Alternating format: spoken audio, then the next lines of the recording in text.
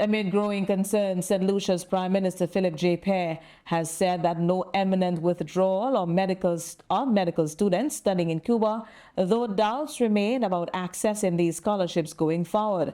Pierre spoke at a press conference amid concerns following a statement he made that suggested that his country would not send any more of its people to honor Cuban scholarships because of pressure from the United States.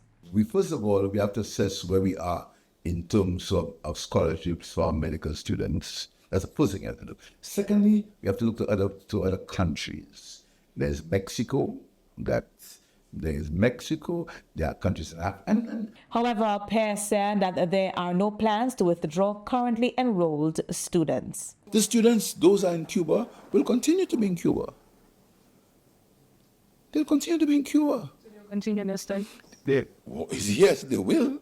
There's no imminent withdrawal from our students. No, they'll continue to yeah. Life goes on. But under the circumstances, understanding that life will be what it is. You understand? Which is you in a state that America has said is a threat to its security. That's reality. Pierre acknowledged that St. Lucia cannot fight against American policy, even if it infringes on the right of sovereign nations to make their own decisions. St. Lucia has no issue with American government policy. We can't control American government policy. The people of America voted for that policy. That's what they voted. They voted for that policy.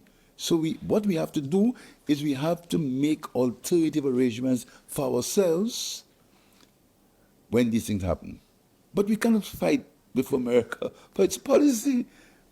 We may not agree with it, but we can't fight with it. That's American government policy. So we have to work with it and work around it. In a major address at the World Economic Forum in Davos last month, Canadian Prime Minister Mark Carney argued that some countries are engaging in what he called a dangerous performance of sovereignty that masks their actual subordination to and incursion by great power hegemons such as the United States. Pierre said his country must be proactive given the current situation. Basically, the whole issue of the Cuban embargo, which is something which, as you know, last week, President Trump declared Cuba a threat to American security. So we just been proactive.